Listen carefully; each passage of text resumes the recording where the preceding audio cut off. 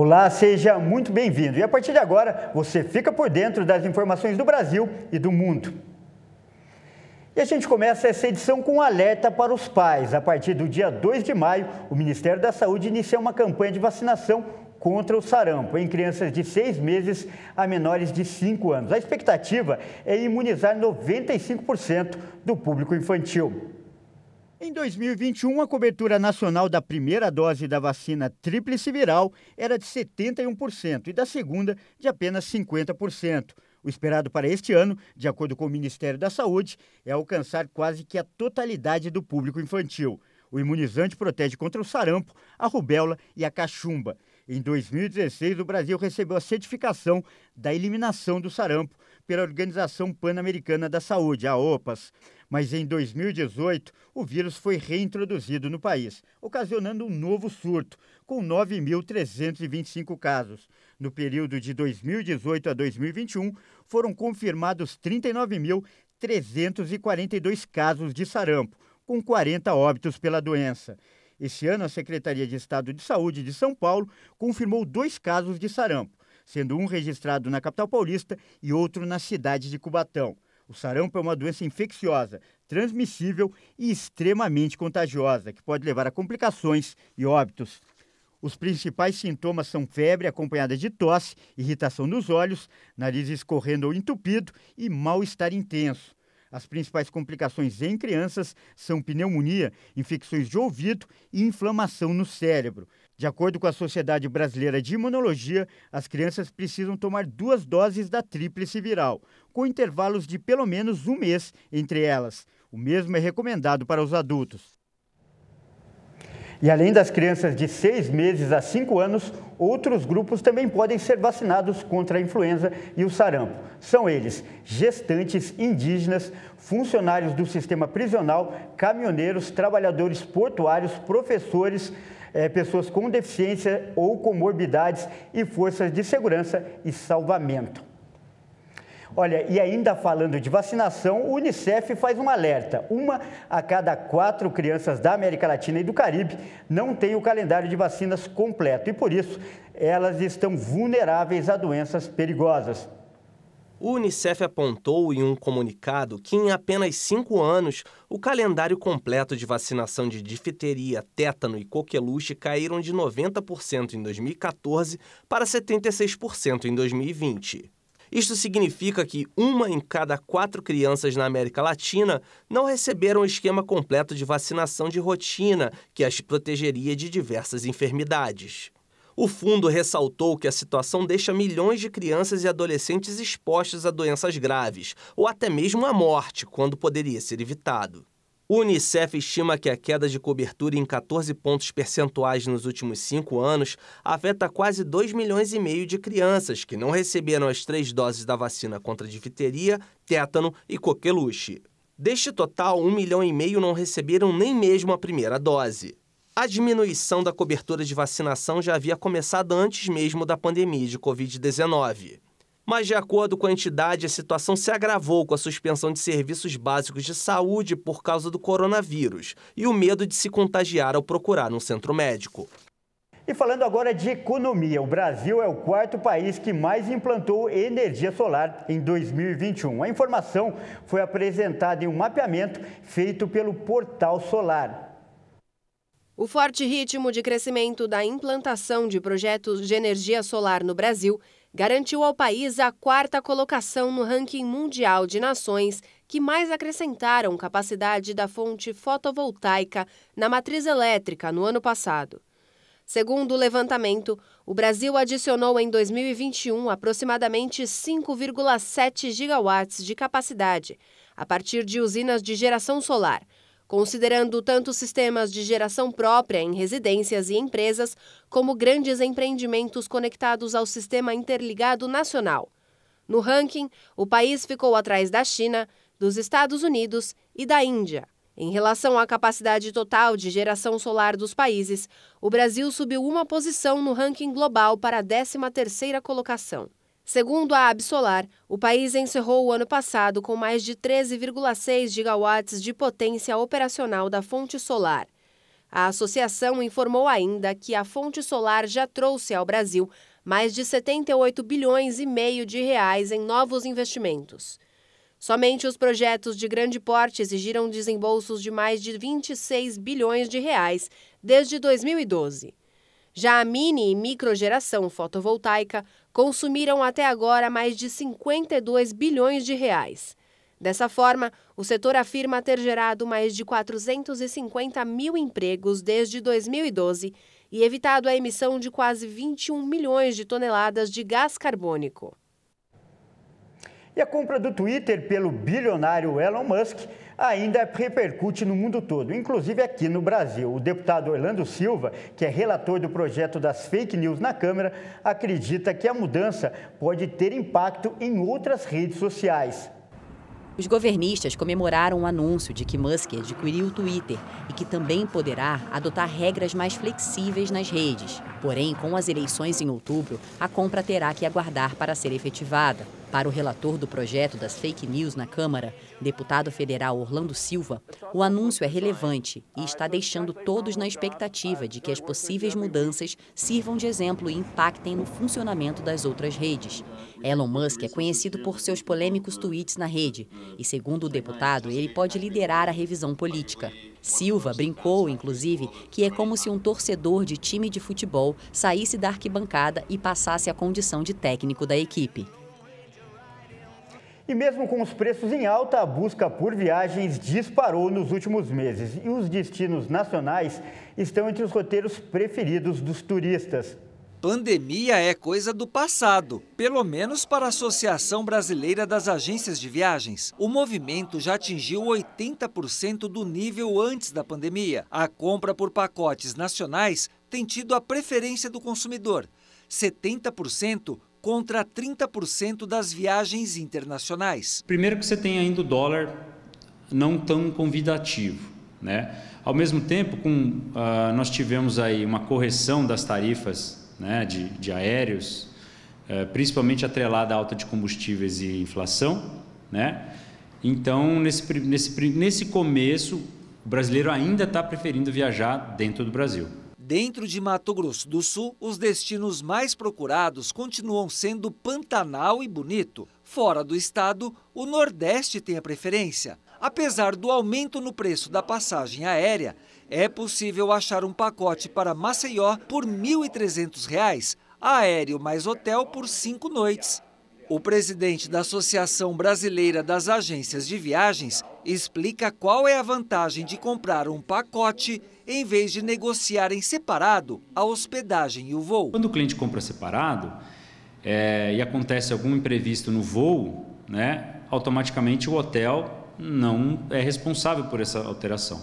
Agora, no caso de um pacote, a agência vai prestar o atendimento como um todo, com todos os serviços que lhe foram contratados. Para conseguir um preço legal, é bom planejar a viagem com antecedência. Por exemplo, quem pretende passear no segundo semestre já deve comprar o pacote agora. Se programando com antecedência, olhando direitinho e fazendo uma programação bem estruturada junto com a família, dá para viajar sim. E você vai ver no próximo bloco, 4 pessoas morrem por hora no trânsito brasileiro. Motociclistas são as maiores vítimas. E veja também, um café em Dubai atende cães e gatos. Você confere daqui a pouco.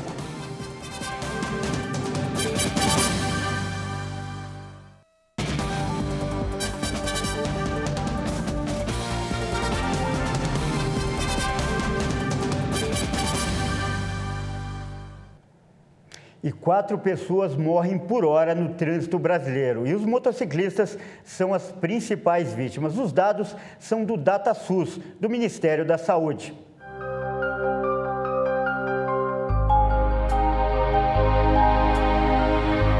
As imagens gravadas por câmeras de segurança impressionam. Todos os dias, acidentes como esses tiram a vida de quase 100 brasileiros. Um problema de saúde pública, tratada pelo Observatório Nacional de Segurança Viária, como uma epidemia. Durante agora o Covid-19, nós tratamos como duas epidemias. A própria epidemia do Covid e também a epidemia do trânsito, que são duas coisas que aconteceram ou que acontecem, no caso do trânsito, todos os anos. E a gente não tem um mecanismo de saúde ou um mecanismo que a gente consiga implementar, que a gente consiga reduzir de forma drástica esses acidentes ou esses sinistros que acontecem, né, no Brasil.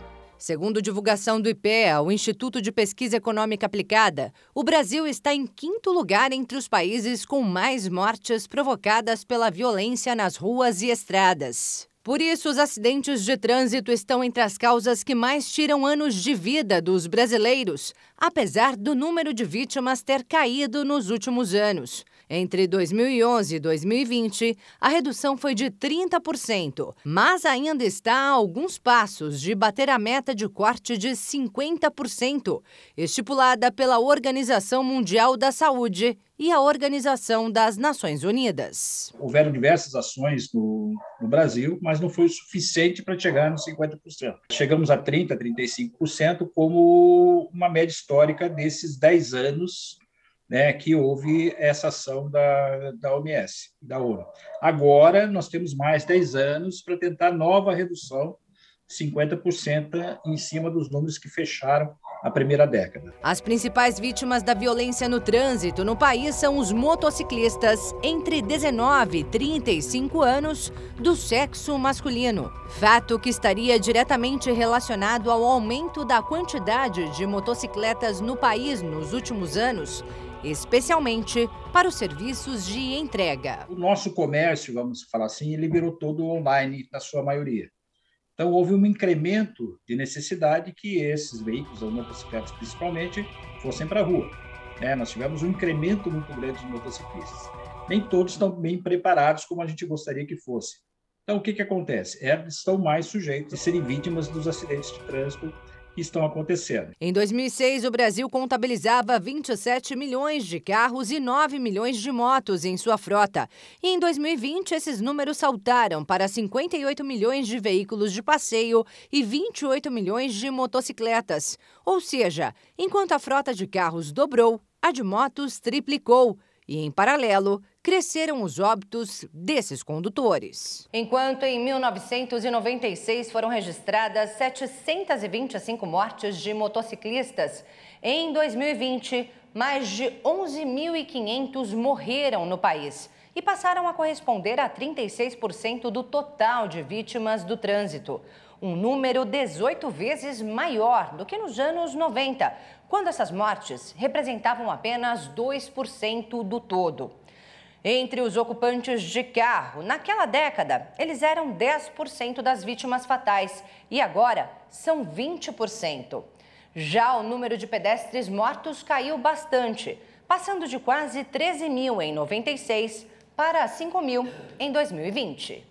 E a razão para essa queda pode estar na melhoria das políticas de trânsito. A maioria das cidades começaram a reduzir as velocidades das suas vias, passando daqueles 60 para 40, dos 50 para 30, e de certas formas começaram a criar também as vias calmas, onde você consegue transitar em velocidades menores. Também foram aumentada a questão da fiscalização, ou colocaram mais radares, mais sinalizações. Então, desta forma, você consegue reduzir um pouco essa velocidade, que vai reduzir também a forma do impacto, trazendo muito menos mortes. O especialista ressalta que a legislação brasileira de trânsito é exemplar. Proíbe o condutor de dirigir alcoolizado, exige o uso do cinto de segurança e o uso da cadeirinha para crianças e ainda obriga a utilização do capacete para motociclistas. Eu acho que a gente tem leis que complementam a necessidade da segurança.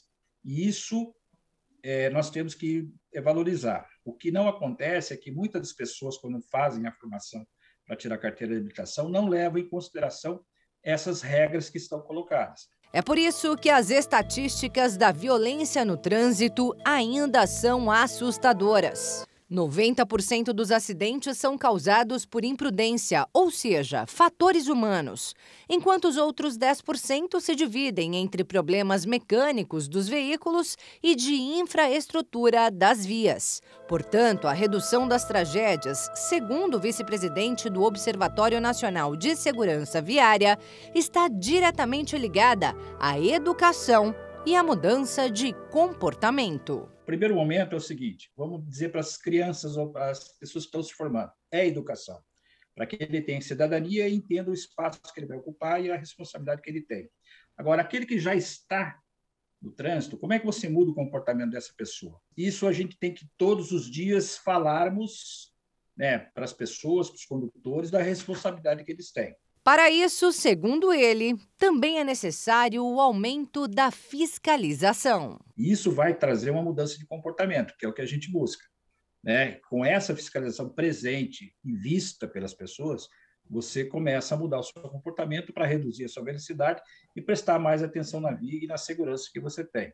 Existe um estudo, e a gente fala sobre isso, que você por dia toma cerca de 30 mil decisões na sua vida, né? Desde a hora que você levanta até a hora que você vai dormir. Então, o trânsito entra também nessas decisões. 2 segundos ou 3 segundos de uma decisão errada pode custar a vida da pessoa.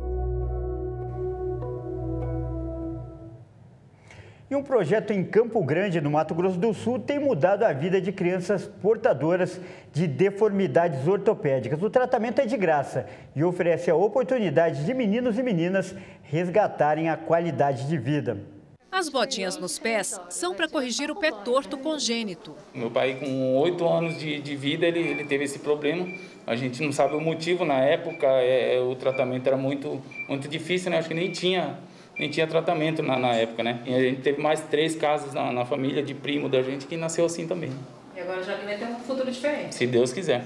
O pequeno Joaquim já passou por cirurgia e terá que usar o aparelho de correção até os 4 anos de idade. Ele tira só para tomar banho, por 3 meses. A partir daí, a gente passa para 12 a 14 horas por dia, até os 4 anos de idade. E a gente vai reavaliando para ver se não tem nenhum sinal de recidiva, nenhum sinal de que esse pezinho está voltando a ser torto. Casos como esse são os mais recorrentes na ortopedia pediátrica do Hospital Universitário, que, por meio de parceria com a Secretaria Municipal de Saúde, conta agora com 4 especialistas. Antes, era apenas um. De janeiro a março deste ano, já foi possível atender cerca de 600 pacientes. Antes, durante todo o ano, eram atendidas, em média, 2.200 pessoas. O número de cirurgias aumentou de 1 a 2 vezes por semana para de 3 a 4 semanais. Maikele comemora o desenvolvimento da filha de 1 ano e 8 meses.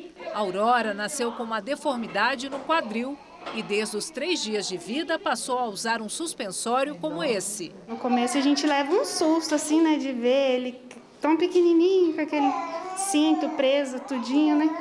Mas é algo que lá na frente vai valer a pena, né? Vai dar um retorno pra gente. E o dela foi rápido, graças a Deus. De acordo com os especialistas, o diagnóstico precoce é o caminho para tratamentos eficazes. A gente abriu vagas, inclusive, junto à CESAL, nesse termo de cooperação, vagas para RN, ou seja, um neném que acabou de nascer e tem uma regulação por ortopedia pediátrica para avaliar esse pé ou esse quadril, e ele tem um acesso mais rápido para a gente poder resgatar essa criança e poder fazer o tratamento na época certa, no tempo ideal. Dependendo do caso, até mesmo quem apresenta ressurgimento do problema pode ser recuperado. Aos 5 anos, Nicolas, que já tinha passado por tratamento aos 2 meses de idade, começou nova correção para o pé torto congênito com o engessamento das pernas. Ele gosta de correr, ele gosta de jogar bola, andar de patinete, faz de tudo. Ele estava aprendendo a andar de bicicleta. Mas ele teve que colocar o gesso e deu uma parada. Ele é bem atendido. Aqui você não sai com nenhuma dúvida. O médico explica tudo certinho para você, né? E é um ótimo tratamento para ele. $1.250.000. Esse foi o preço pago por um livro de poemas de apenas 15 páginas em um leilão em Nova York. Mas trata-se de uma raridade que foi escrita em 1829 por uma escritora inglesa. Confira na reportagem. O livro foi arrematado por uma instituição de caridade britânica chamada Amigos das Bibliotecas Nacionais. O órgão afirmou que esse é possivelmente o manuscrito literário mais valioso já vendido. O mini-livro será doado ao Bronte Parsonage Museum, em Haworth, na Inglaterra, onde a romancista cresceu com suas irmãs, também escritoras, autoras de clássicos como O Morro dos Ventos Uivantes e A Inquilina de Wildfell Hall. A curadora-chefe do museu agradeceu a todos os benfeitores britânicos que se uniram para financiar a compra e ressaltou que é sempre emocionante quando um item pertencente à família Bronte é devolvido para casa. Os Bronte foram uma família literária do século XIX na Inglaterra. As irmãs Charlotte, Emily e Anne são escritoras e poetisas bem conhecidas do grande público. Seus livros tiveram bastante sucesso assim que foram publicados. O manuscrito não era visto em público desde novembro de 1916, quando foi vendido em um leilão em Nova York. Esse era o último exemplar de um mini-livro de Charlotte que estava em mãos privadas. A coleção de miniaturas é completa por pelo menos 24 obras. Um café em Dubai, nos Emirados Árabes, serve exclusivamente cães e gatos. Isso mesmo, o cardápio repleto de refeições saudáveis faz a alegria dos animais de estimação. A cafeteria é reconhecida por mimar os animais. O fundador e proprietário do Happy Birthday criou as guloseimas para os cães e gatos ainda filhotes e recebeu um feedback positivo que os quitutes eram verdadeiras refeições. Ela explica que a ideia surgiu devido ao carinho pelos bichinhos. Um dia eu estava pensando, há muitos lugares para humanos, restaurantes, por que não há restaurante para cães? Queremos ir a todos os lugares juntos, queremos ficar em todos os lugares. Então, pensei em fazer um para eles, e este é o Happy Birthday. A cliente e frequentadora Vitória aprovou o cuidado com o preparo da alimentação do seu cãozinho. Gosto muito desse lugar porque a comida é feita por nutricionista e acho muito bom porque é saudável para ele e não é como um mimo, é uma refeição completa. Ele realmente gosta de comer. É sempre um menu diferente todos os dias. Às vezes são cupcakes e há outras refeições diferentes que eles podem ter, o que é muito bom.